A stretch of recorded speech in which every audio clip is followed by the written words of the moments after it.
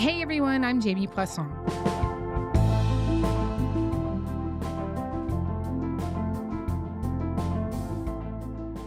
We are only 2 weeks away from Election Day.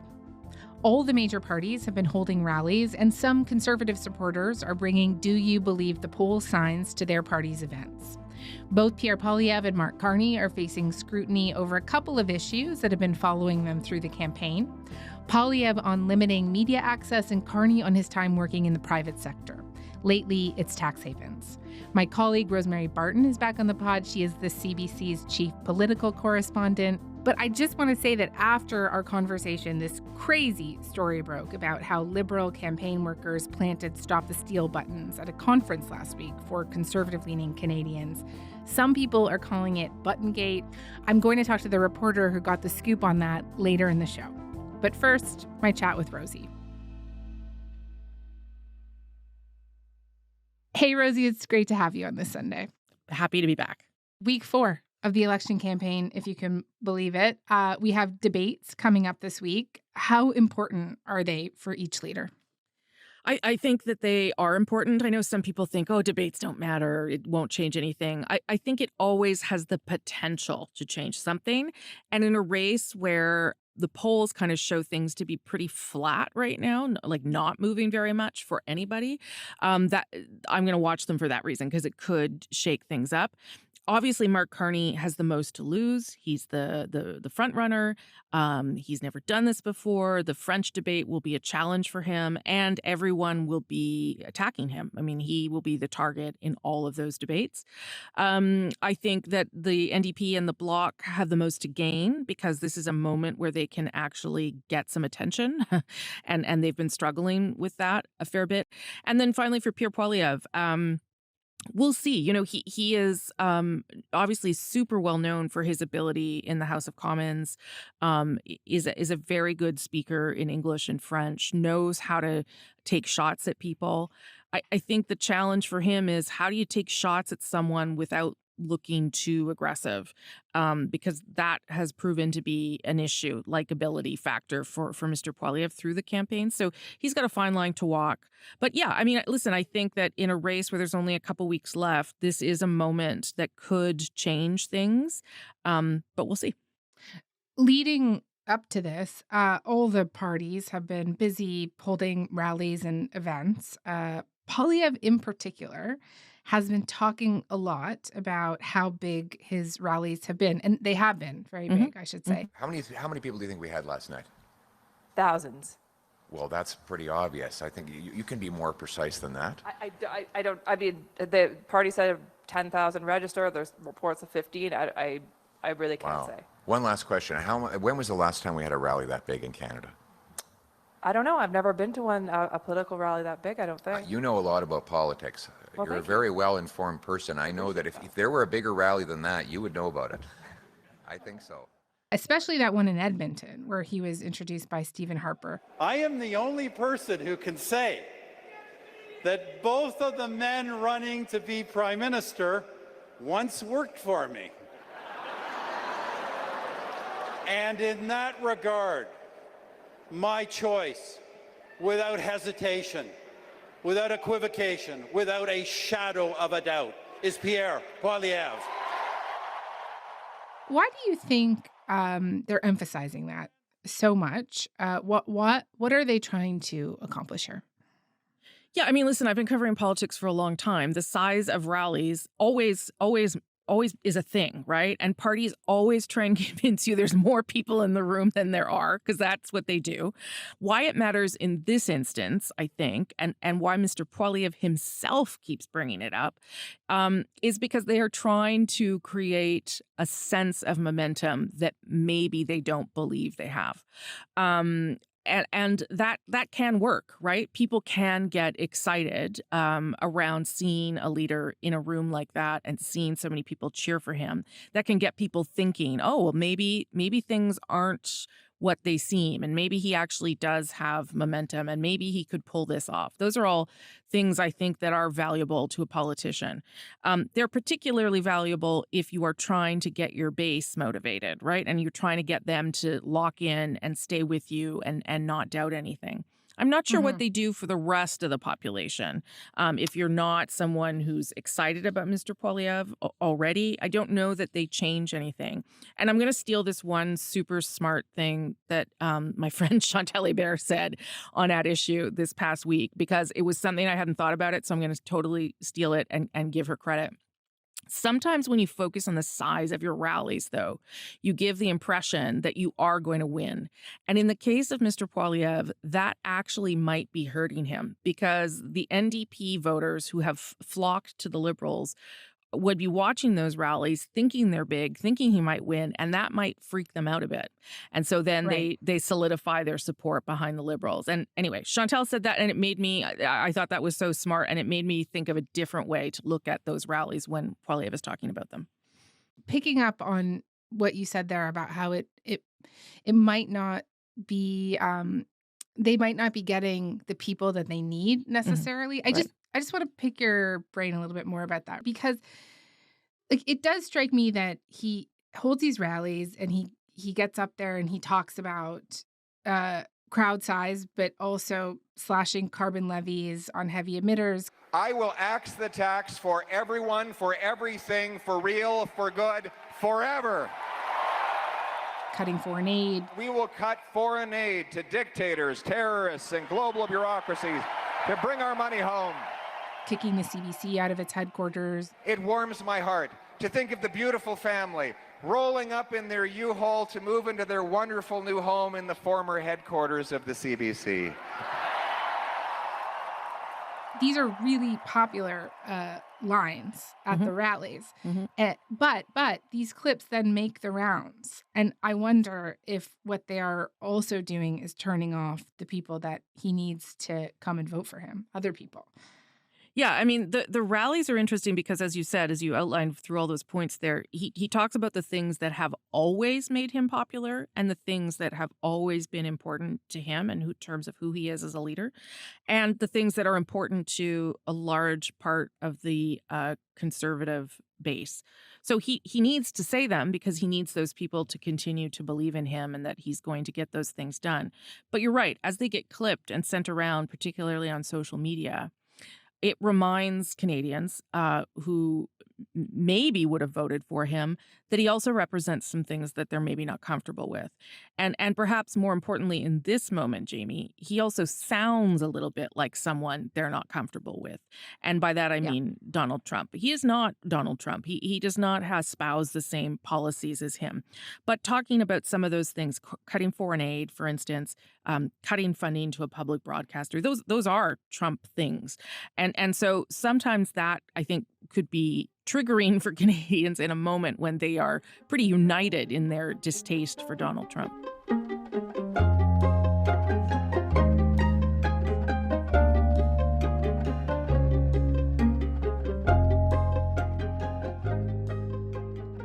Let's talk about the "Do you believe the polls" signs and shirts. Supporters showed up with them in Brampton. I should mention that the Conservatives are trailing in every major public opinion poll right now. What do you make of this trend, and what could it mean for the campaign? Well, first of all, there's no evidence that the Conservative Party is in any way involved in this. That's, I think, important to say. And Mr. Poilievre certainly didn't endorse what these people were doing. Listen, if you're a Conservative supporter and you have dreamed of Pierre Poilievre being Prime Minister for the past 2 years, you probably don't want to believe the polls right now. So I think that's fair. I think the bigger problem for everyone, frankly, is the idea that is somehow suggesting that the results might not be right either. And we've seen where that kind of thought process leads other countries like the United States. I don't think we're down that far down the rabbit hole yet, but I think just planting a seed of that by this small group of people could be problematic for us if the election is closer than we think, or if the outcome is not, for instance, what these people want. Public opinion polling is, as you know, an attempt by data to get a sense of where people are at. No one is saying that it is the decided outcome. No one is saying that this election is over. And everyone certainly agrees that the most accurate poll is what we will get on Election Day. One more rally-related thing to ask you about. At a Liberal event in Calgary, someone shouted, Mr. Carney, there's a genocide happening in Calgary. Thank you. Thank you, Diana. I'm aware, which is why we have an arms embargo. and some people have seized on Carney's remarks as evidence that he believes that a genocide is happening in Gaza, which is a conclusion, as we've talked about many times on the show before, reached by Amnesty International, Human Rights Watch, and some genocide scholars, and rejected by Israel. Carney later said that he didn't hear the term genocide because it was noisy. This escalated when Israeli Prime Minister Benjamin Netanyahu tweeted about it, disparaging Carney. Could this become a problem for the Liberal leader? I think the short answer is it already, or is it already a problem? Yeah, maybe. Again, this is not an election that has had a lot of other topics, right, come into the election, and probably that has been helpful for the Liberal Party when it comes to the Middle East. Justin Trudeau, as Prime Minister and Liberal leader, was dealing with keeping people inside his party concerned about what was happening in Gaza on side at the same time as trying to keep his Jewish and Israeli supporters on side. So this is a natural fault line for the Liberal Party. It has been there before and it will be there again. The fact that Mr. Carney purports that he didn't hear the word genocide is fine. I guess that gets him out of this particular situation right now. Are you conceding it's a genocide in Gaza? I didn't hear that. Actually, I didn't hear that word. You were there, I guess, and yeah. So it's noisy. There's you get if you're up there, you hear snippets of what people say, and I heard Gaza and that and. My point was I'm aware of the situation in Gaza, and Canada does, as you know, and it's a matter of public record. We do have restrictions since. But is it a thing that could bubble along? It sure could. It sure could, because it has in the past for the Liberal Party. And the Conservatives have had a very clear position on being pro-Israel in this situation. And so it also offers them some potential to attack Mr. Carney as well.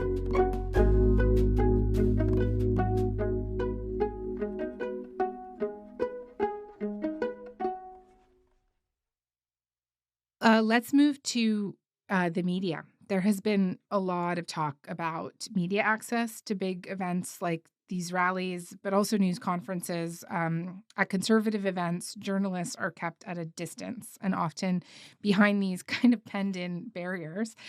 They're only allowed to ask Poilievre 4 questions with no follow-ups, and party officials decide which reporters get to ask those questions.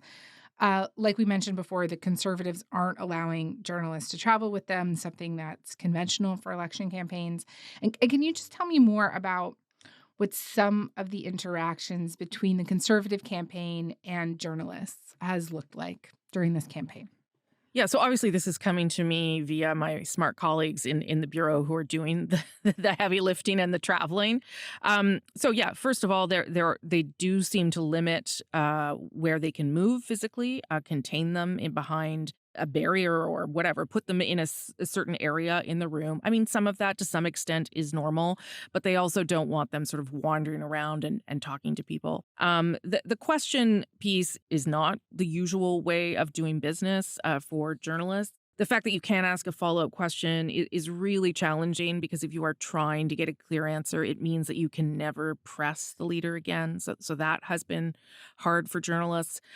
There are people traveling with Mr. Poilievre who sometimes suggest issues or questions to the journalists to ask, which is, a little bizarre and not very effective. And the reason that the Conservatives say behind some of these things, the reason they're doing it this way is because they want to hear from different voices that are the quote unquote mainstream or traditional media. They want to hear from local people. They want to hear from podcasts. They want to hear from divergent political views. That's their explanation or rationale for doing it. But it has become, I think, this past week, far more challenging for both the Conservatives and for the media. Yeah. maybe one example that's a bit illustrative of that was this particular exchange that got a lot of attention. I think it was in Sault Ste. Marie, right? Yep. A CTV reporter, our former colleague, Judy Trin, at CBC, now she's at CTV, asked Pierre Poilievre about his refusal to get a security clearance. Final question. Laurence Martin, Radio-Canada. Sorry, I'm listening to the question. Sorry, there's just a protester here. Go ahead. Sorry. Is there? We're listening. We're trying to listen for the next person. She had shouted out her question because she wasn't one of the 4 journalists who were chosen by the campaign that day to ask a question. Look, you and I are both in the media, so I do want to acknowledge that probably we have an inflated sense of how important we are. But seriously, do you think this media issue matters to people? And if so, why? Yeah. First of all, I will just say that Mr. Poilievre, I would find it shocking to believe that Mr. Poilievre didn't know that was a CTV reporter. So I'll just put that out there. Yes. I actually don't think this is at all about the media. just to be clear, I actually think that this story is not about the media at all. This story is about someone who is applying for the biggest job in the country.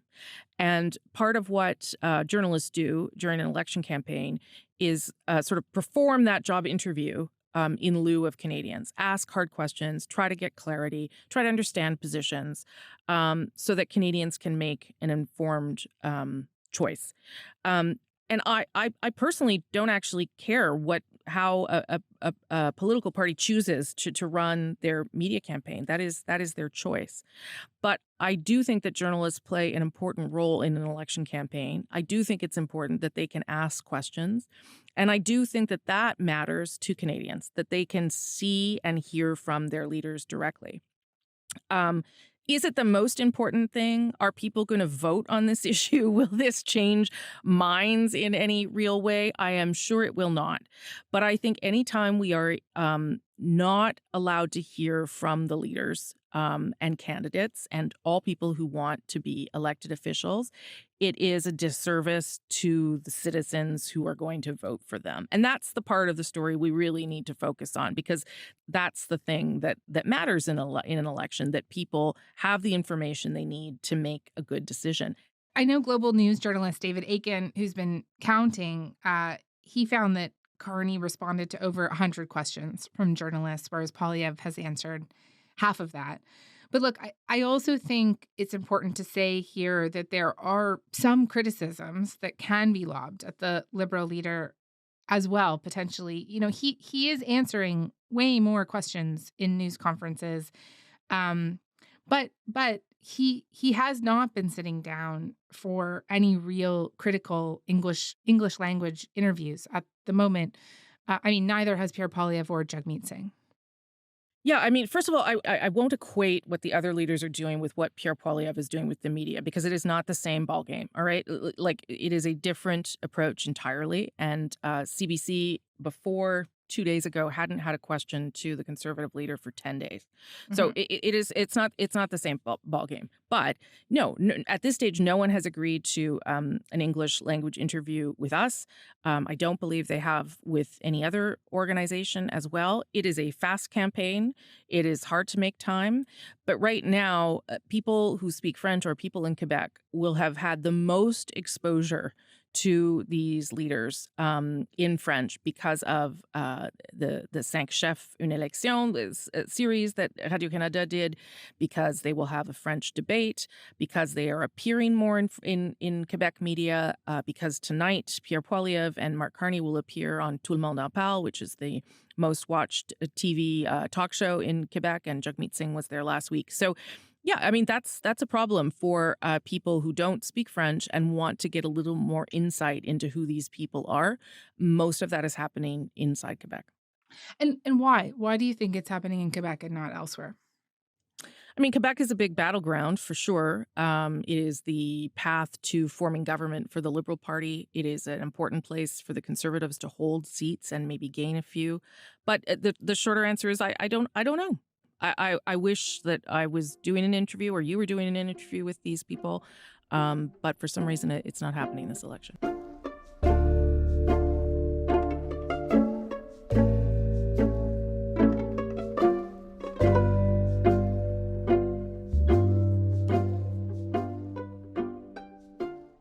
Let's talk a little bit more before we wrap up today about the Liberal campaign and Mark Carney, who has for months had to deal with a lot of questions and attacks about his assets, which he has put in a blind trust. But we don't know what he put in there initially, although I will say he doesn't have to disclose that.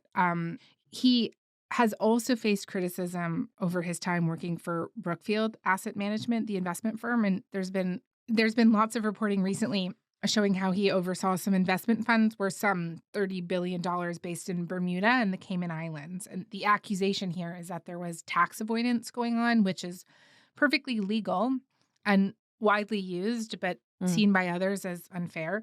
And so how has Carney responded to this? A couple of things.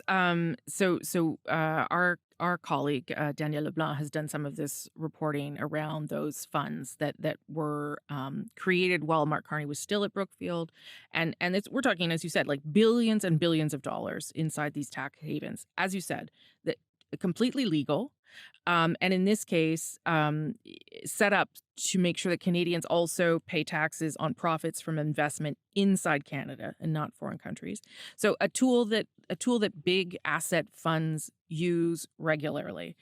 Mark Carney has defended the move by saying that this is, legal. First off, I'm no longer at Brookfield. Secondly, this follows their arrangements follow the rules, including the tax rules. And also a way to make sure that Canadians can make money, because sometimes Canadian pension funds are wrapped up in these investments in the cases that we've cited here, and people can then draw down on those profits. What's important is that we have a effective tax system, and that every company follows the rules of those tax to not just the letter but the spirit of those regulations.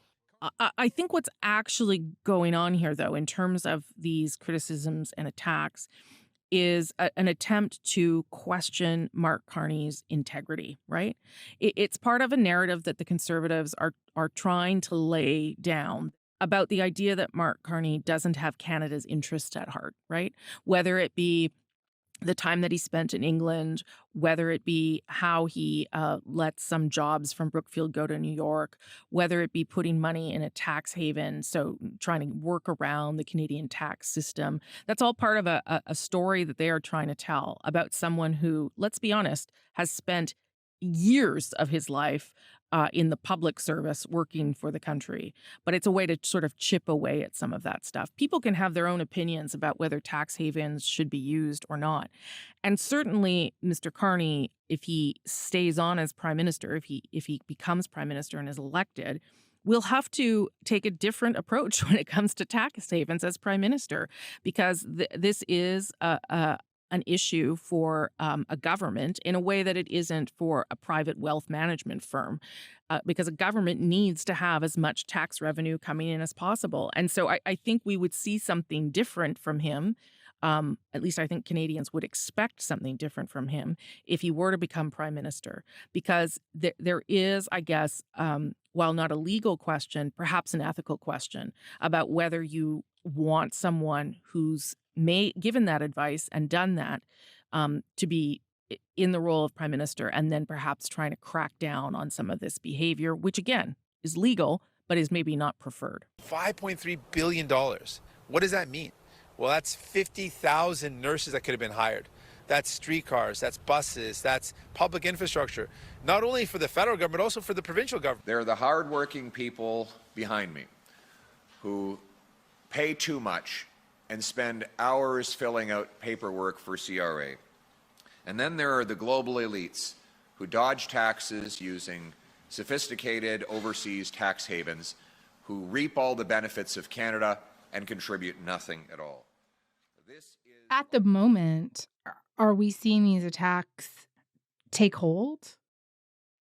It's hard to say, but I don't think so. And I'm not saying that they should or they shouldn't, and I'm not saying that they aren't questions that should be asked. They are absolutely part of the conversation. The one time I did interview Mark Carney before he became Liberal leader, I asked some of those questions myself. But for whatever reason, this election is just so different, Jamie, because of where we are in the world right now, that things that would stick to people, I think in past election campaigns, just aren't being looked at the same way for many Canadians.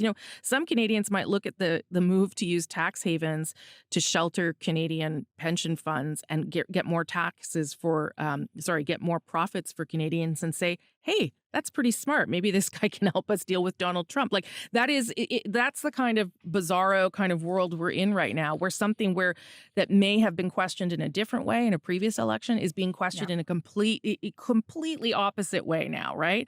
And so it's hard to see how these things feed into a view of who Mark Carney is, and I think that's part of the problem that the other parties are having in this very, very kind of strange but fascinating election. Rosie, thank you. I really appreciate you coming on. I always enjoy it. Thank you.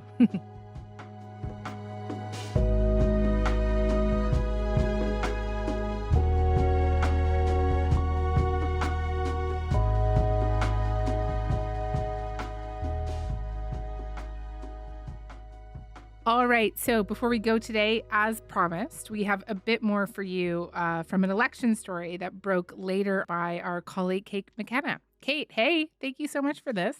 Hey, thanks for having me. Wild story. Let's talk about how it unfolded. You were out Friday night. What happened? Yeah, so I'm out Friday night at Darcy McGee's, which is a bar in Ottawa, kind of known in the Ottawa bubble as a place that people go. And I went there after covering the Canada Strong and Free conference, which is like a conference for conservatives that talks about, they can network, they can talk about conservative ideas. And I'd been covering it that week. So after doing that, I went and I had supper with my boyfriend and a couple of friends.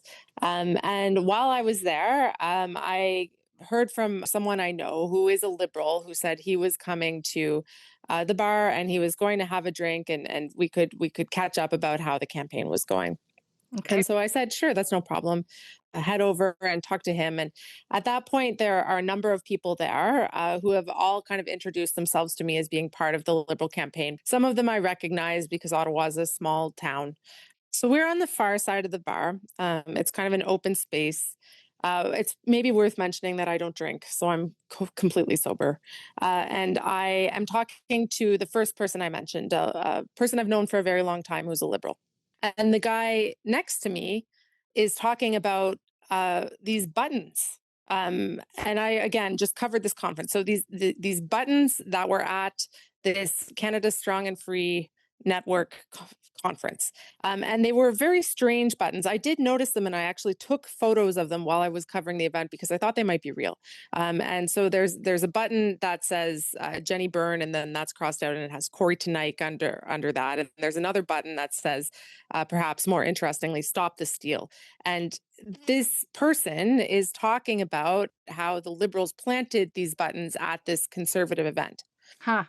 So I was like, whoa, you guys planted those? Like I kind of confronted him. Yeah. And just before you get into it, I just want to jump in because those buttons like the Jenny Byrne is the current head of the Conservative campaign. And she has been taking a lot of criticism for how the campaign has been going, namely from the other guy that you mentioned, Corey Tonight, right? And then also obviously the Stop the Steal is a little more explanatory. Okay. So you're like, whoa, what do you mean you planted them? And then what does he say to you?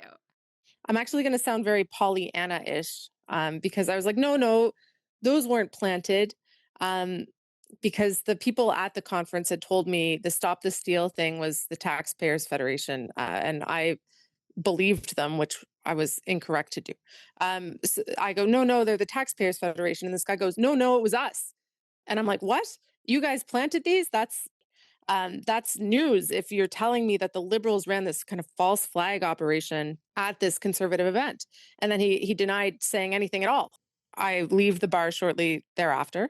And I'm talking to a conservative source who says that another Liberal campaign staff person was at another bar saying the same thing. Now, the Liberals are being accused of dirty tricks, planting this stuff. And they did issue a statement late Sunday referencing reports that we talked about earlier with Rosie. The "Do you believe the polls" stuff, saying, quote, that Liberal campaigners had created buttons poking fun at those reports, which regrettably got carried away. And that Mark Carney does not think that this fits his commitment to serious and positive discourse. I can expect that we are going to ask Mark Carney about this as soon as possible. But no, it's not the first time that a tactic like this has been used in a campaign, but it's unusual to hear it directly from the people who did it. Yeah, big time.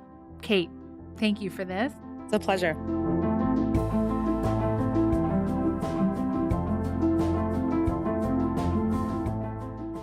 All right. Well, that is all for today. I'm Jamie Poisson. Thanks so much for listening. Talk to you tomorrow.